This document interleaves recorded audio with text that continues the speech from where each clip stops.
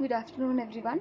We will get started with the performance rating in performance appraisal and competency mapping. I think this module you have been learning this in HRD, but I will just quickly brush on these concepts. Okay, so let us get started. In performance rating, there are usually two types. The traditional appraisal tools and the modern appraisal tools, and it again depends on the type of the organization, the industry that they belong to, the total number of employees, and then according to the need of the organization, the organizations usually pick up either it is traditional or the modern methods. Okay, now we'll get started with traditional methods. The first type of rating scale or appraisal tool is called as graphical rating scale. Now graphical rating scale tries to compare an individual's performance to the absolute standards. So what we do here is we are just comparing an employee's performance with respect to the standard. Now what is standard for me? If you look at my scale, that 5 is standard.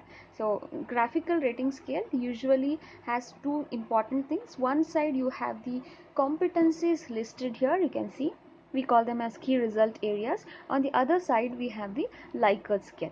Now compares individuals performance. Now these are the parameters where I can measure an individual's performance. Absolute standard is my 5 is the highest. Okay, or you can say 5 is the absolute standard for measuring the you can say performance of an employee. Now if you look at the parameters here, look at it: attitude towards work, job knowledge, quality of work, dependability, initiative, and so on. Now this is all about the graphical rating scale. One example taken from one of the companies which is using this graphical rating scale. Here you can see, now this company uses the parameters. I'll just help you out to read out the slide. One, knowledge of the work, initiative; the third, application; the fourth one, quality of work; and the fifth one, you can see, volume of work. Now what they do in absolute standards is they don't use Likert scale. Instead of it, they have some instructions here. The instructions goes this way. Look at the first thing here, needs instruction or guidance. The second way of measuring has a required knowledge of own and related work. Third way has exceptional knowledge of own and related work. Now has exceptional knowledge is there, no? Now that is again the absolute standard. Now if I am measuring say you can take example of Akshay's performance working for this organization. Now for me, Akshay's performance is measured on, or I compare Akshay's performance with respect to 1 2 3 4 5 KRAs using the absolute standards. Now this is again the graphical rating scale. Now the second traditional method of appraisals, you can see, this is called as a ranking method. One of the oldest and the simplest technique of performance appraisal. In this method what happens is the appraiser ranks the employee from the best to the poorest on the basis of overall performance. Now what we do here in this method is we usually comparative evaluation or comparative analysis is done to arrive at the ranks. When I say rank, it's all about what? Rank number 1, rank number 2, rank number 3, and so on. So 1 is the highest, and you can understand, isn't it? Now one sec. See, if you look at the graphical rating scale, 5 was highest, but whereas when it comes to ranking, 1 is the highest. Now here what I do is I just say in my organization, rank number 1 goes to Sneha, rank number 2 goes to Sneha Gudi, rank number 3 Srinidhi, rank number 4 so on. The 10th rank goes to maybe Swati, something like that, right? So what I do is I compare individual's performance with respect to every other student's performance, and I somewhere give the rank. Now this is again called as ranking method. The next method you can see, this is called as paired comparison method. Now paired comparison method is again similar to ranking method. Here the appraiser ranks the employee by comparing one employee with the other employee in a group, one at a time, considering all the traits. Now what we do in paired comparison is, if I am appraising employee A, now what I do is I compare A's performance with respect to B. I somewhere feel is A is better than B, I rate it as A. I compare A's performance with respect to C. I somewhere feel A is better than C. So again A gets the rank. compare the performance A with respect to D, I still feel A is better than D. I compare A's performance with respect to E, I still feel A is better than E. So somewhere after paired comparison, I feel A is the better employee or ranked employee in the organization. Now similarly, let me appraise employee B. If I compare employee B with respect to A, it's already A again, isn't it? Compare B's performance with respect to C, C is better. Compare B's performance with respect to D is better. Compared to B's performance with respect to E, where E is better. Looks like B is not a great employee. Now this is the paired comparison. You are getting it? Yeah. The next method you can see, this is called as forced distribution method. We speak about this forced distribution, you have to remember the bell graph. Most of you know what is bell graph, isn't it? Normal distribution curve, which you usually study in OR. So in case of forced distribution method, what we do is we try to eliminate the element of bias from the rater's rating. So what the appraiser does here is he is asked to distribute the performance of an employee in certain categories. Now these categories have to be distributed across the normal distribution curve. Now normal distribution curves speaks about these things. 10% of your organization's employees should fall under excellent and unsatisfactory, 10% good and below average, 40% across the average. Let's look at the bell graph here. Look at it. Now think that in HR we have around 25 plus students, right? I'm using this method, force distribution method. Now I am supposed to distribute all of your performances across these percentages. In the sense, 10 of them I should identify 10% of them who are outstanding, 10% of them who are unsatisfactory, 20% of the students who are above expectation, 20% who are below expectation, 40% who are meeting the expectation. So I don't know who is first, who is last, but yes, I know that 10% of them are outstanding, 10 of them are unsatisfactory. You're getting it? So this is again the we call it as forced distribution method. The next type of appraisal method, this is called as checklist method. Now here a rater or a appraiser is given a checklist of descriptions of the behavior of the employees on the job.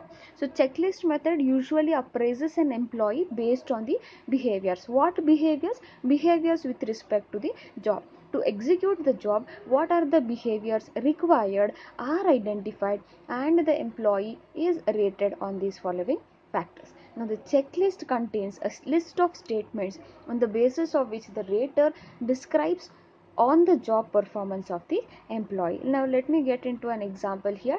You can see the company name Vadia Industries Limited. This is the appraisal form that they use. Name of the employee, designation, department, employee code. So these are all the demographic information what we can say.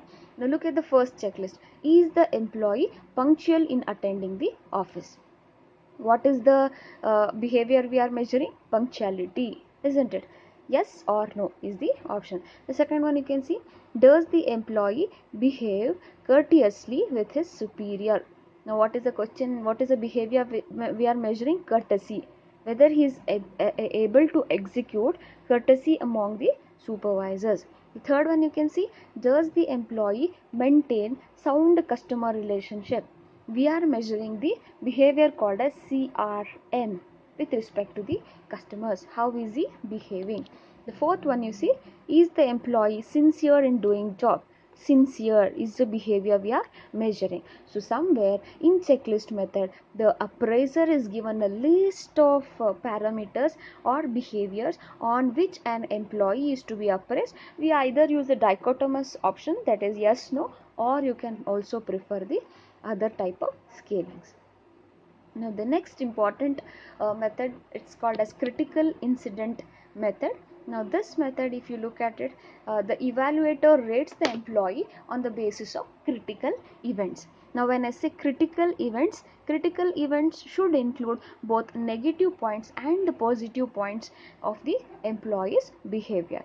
Now what happens here in this method is a supervisor or the immediate boss is asked to note down the critical incidences where the employee has outperformed I repeat, the rater or the appraiser is asked to note down the events or incidences where the employee has outperformed, and also note down the incidences or anchors where the employee has not at all performed. Okay, underperformed and outperformed. So both positive and negative points are noted down here. Okay, now this is again the critical incidence method.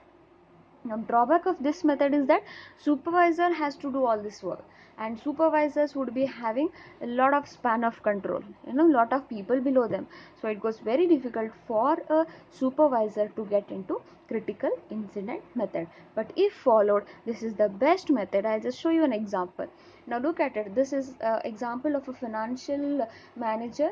One of his KRA, you can see they have used the critical incident method. The first incidence you can see, deposit mobilization. So in case of deposit mobilization, the target given was 10 lakhs, but this man's critical incident says that he could mobilize 12 lakhs. Okay, this man was supposed to mobilize 3 lakhs from business. Fortunately, he could mobilize 7 lakhs. 4 lakhs from educational institutions, was able to get 5 lakhs. Okay, now these are the critical incidences. Target was given, KRAs were set, but he has outperformed. On the contrary, the same employee was not able to perform. Okay, now that particular behavior, you can see, it's called as customer service. It is one of the KRA. Rupees 2 lakhs from the individuals. He was supposed to mobilize 2 lakhs from the customers, but he could not mobilize at all. Okay, prompt in disposing customers 5 minutes for the deposit. So whenever they would come for the deposits, in 5 minutes they have to do the work and send. Unfortunately, this man was not able to do this. So what he did was, he thrown the passbook forcibly for inquiring about the delay. So somewhere his behavior is here. Now this is also critical incidence. Here critical incidents are two types, one here and the two here. One, outperforming performances with respect to the KRAs is noted down. Underperforming performances with respect to KRA is also noted. Now that is again the critical incidence method. Okay, the next one is called as free or essay form of appraisal. This involves description of the performance of an employee by the supervisor. This is again a oldest method. Usually if you go to small scale companies, they have a diary written, employee history. They keep on writing the employee's performance from day 1 to day 2. So description is like, it's an evaluation of a performance of an employee based on the facts, or it also includes where all he had performed, who had not performed, who supported him, who didn't support him, and these things are noted down. It's like a essay form, so we call it as essay or free form of appraisal. This the biggest problem with essay form of appraisal is a lot of biases could happen. The way I look at my employee, I keep on noting down. It may really not be right. So that is again essay or free form of appraisal. The next one, if you see, this is called as group appraisal. Group appraisal is all about, instead of appraising an individual, what we do is the entire group is appraised. Now on what basis the entire group is appraised? 1, the set KRS. 2, their team cohesiveness. 3, what is his individual contribution. That is again the group appraisal. The next important type of rating scale, you can see, this is called as BARS, behaviorally anchored rating scale. In case of BARS, what we do is, we actually note down 3 important things. 1, you're supposed to note down the anchors. You see the word here, anchors. Anchors are those behaviors that the employee is expected to behave with respect to his job. Now this particular anchor is for the customer service representative. Now let me read out the anchors to you all. Look at the first anchor there. Use positive phrases to explain the product. Look how minutely an customer service representative is evaluated. He is supposed to use positive phrases, isn't it? Now look at the next one. She's supposed to offer additional pertinent information when questions were asked by the customers. Now he has to refer customers to any other product if at all the product was unavailable. isn't it? Now he should discourage customers for waiting for an out of stock items. Don't ask the customers to wait, route them to somewhere else. That is again an anchor. Okay, now what we do in bars is we initially identify these anchors. Anchors are again the behaviors with respect to the job or the KRAs, and then we get into rating scales. Look at the word here, rating scale. Here as you can see again the Likert scale used, but we define it as outstanding, satisfactory and unsatisfactory. Now this is all about the bars. Bars is one of the widely used uh, you can say widely used appraisal technique. So if you look at your own Bhumika, isn't it? So Bhumika, when we are identifying the gold and silver medals, we use this particular ranking method. Bars we also used, and of course balance scorecard is also used. Balance scorecard, it measures the ultimately measures the performance of an employee with respect to all the perspectives, but whereas bars is going to measure your behavior, how you were behaving when you were successful. Of course you were successful, of course you were not able to perform, but what was your behavior? That is measured by bars.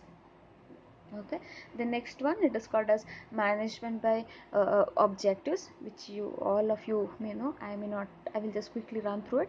Now steps used in MBO, you can see they develop the overall organizational goal, establish specific goals, formulate action plans identifying the problem area, implement and maintain self control, conduct periodic reviews of the plan, appraise the performance of the subordinate. So it is always the top down approach where the organizational goals come down to specific goals and KRAs are set, review plans are done, and finally appraisals are conducted in the organization. So this is the MBO process.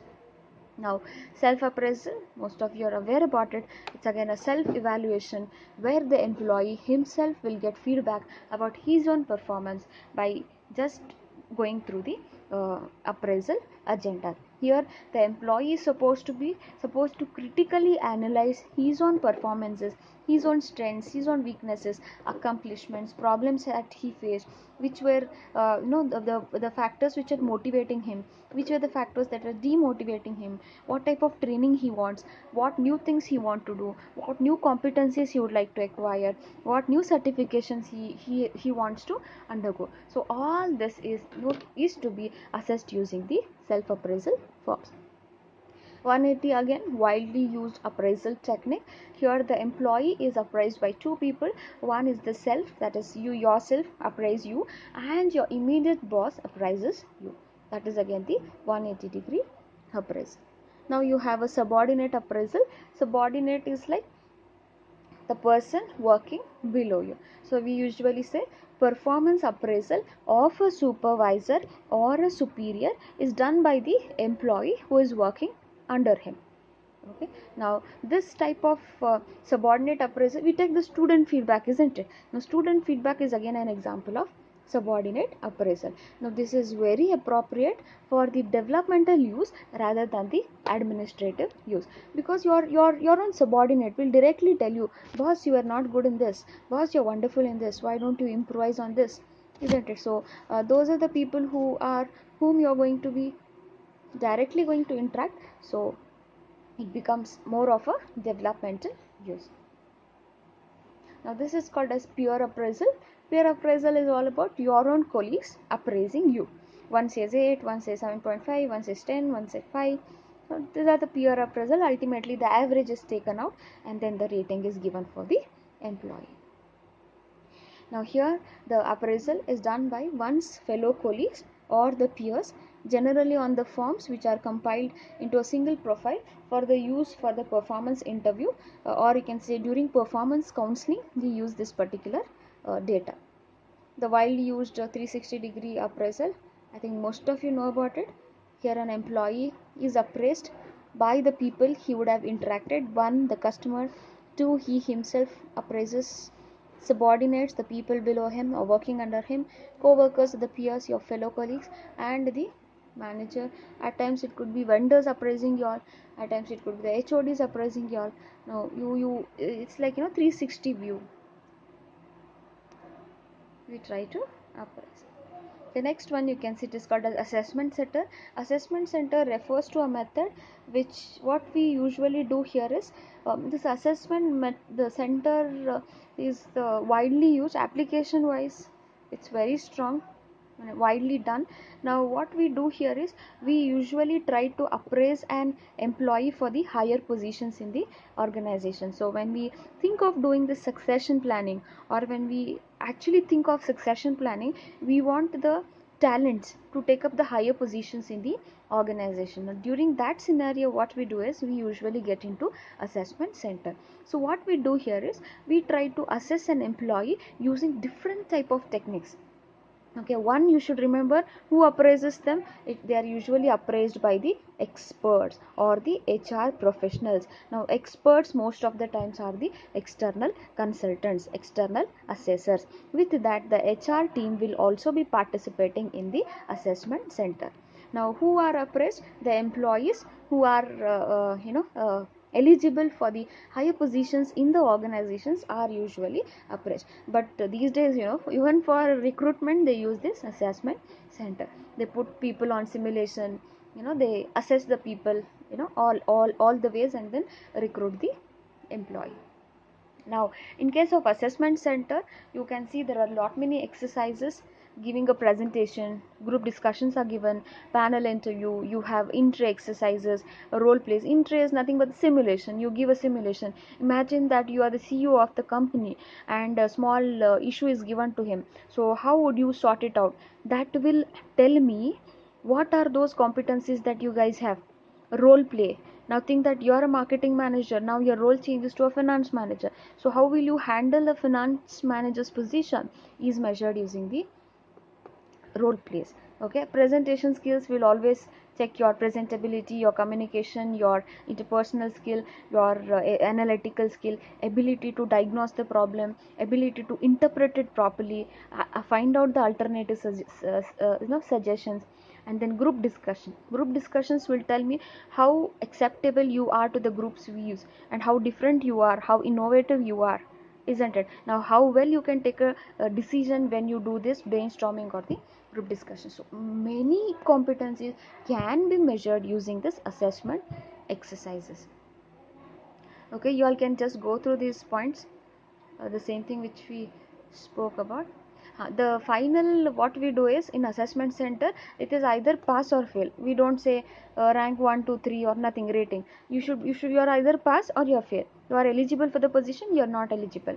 Okay, and all the activities are carried out for the targeted job, as I said, the higher jobs in the organization. Now this assessment center usually they conduct the exercises from day 1 to day 5. Okay, and here what we do is the results are based on the assessors with less emphasis on self assessment. Self assessment we don't give any importance, but the assessors assessment is very important, and immediate feedback is given.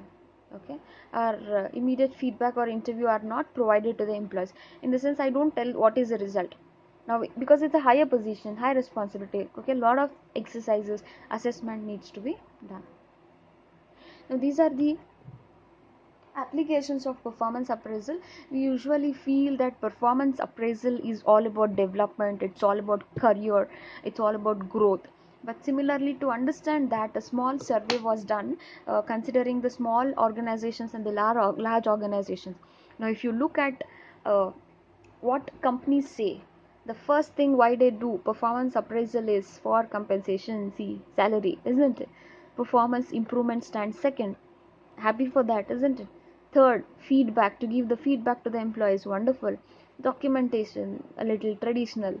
Promotion, then they use it for training, they use it for transfer, they use it for discharge, they use it for laying off the employees.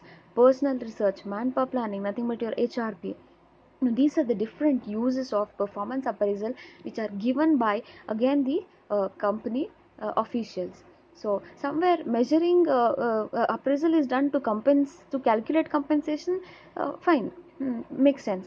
Performance improvement, wonderful. Feedback, yes, we are giving feedback for an employee to improve, isn't it? Now when we speak about different appraisal tools, there are errors, lot of errors that happen when we are doing the appraisals. The first type of error is called as error of sorry error of central tendency. Now error of central tendency, which means that all the employees are rated above average. Central tendency, I am going to rate everybody, each one of you out of 25, 24, 24, 24 above average. Everyone has the same. Now that is effect of central tendency. Please remember the word here, rated above average. Sorry. The second one is called as lenience effect or the strictness error. Look at the word here, take joy my king, in the sense, do whatever you want, don't worry, I will give you lenience effect. I don't assess you properly, all of you will get 25 out of 25 leniency, and all of you will get 11 out of 25 strictness error. So here the appraiser, he tends to give employees either unusually high or unusually low. That is again the lenience or the strictness error. The next type of error is called as recency error. Recency error is all about you are appraising an employee based on the most recent behavior that you had encountered with him recently. You don't consider his appraisal for the entire appraisal period for 3 months, 2 months, no. Instead you see the last month's performance. Most what is it called as here, mind recall. Suddenly I remember, oh, this man, she had done a wonderful presentation, yeah. I don't know what she did for the entire semester, but yes, presentation was wonderful, and I give out of her. That is again the recency error. Now bias towards overemphasis on the recent behavior. The next type of error you see is called as halo effect. Halo effect is all about sudden recognition or appreciation of the positive qualities of one person is being evaluated. Think that I feel there is one quality which is very good in you. Maybe each one of you have a great, wonderful interpersonal skill, and I conclude saying that all of you are best in everything. Now that is again halo effect. If you remember, we discussed halo effect in organization behavior, in perception, isn't it? Yeah, I gave an example of Apple. Apple is all about status symbol, so Apple is a great brand, right? Now that is again the halo effect. We see one quality which is good in the employee and feel that this employee is outstanding. That is the biggest error anyone can do when doing the appraisal process. The next one here you see, it's called as stereotyping. Stereotyping is again another way wherein errors are done during appraisal. What we usually do is we usually classify people into our own predefined categories. Now for example, my hair is real, in the sense you see negro, yeah, something like that. And see, Muslims are not at all terrorists. Now stereotyping is I have certain assumptions that this community, this class, this college, this place, the employees are not great, this Bangaloreans are wonderful, all these Tamilians are better in a company, but not the Kannadigas. The stereotyping. Now this stereotyping is usually done even in the appraisal process. This is again the worst thing that anybody can do. See one example that I'm so sorry. The example here, our habits of judging a person or classifying them into one of the following categories. This community is inefficient. This college people are industrious. This college people are stupid. Okay, people of this caste are problematic. Something like that. Okay, that is again the stereotyping. Now, similar to me error.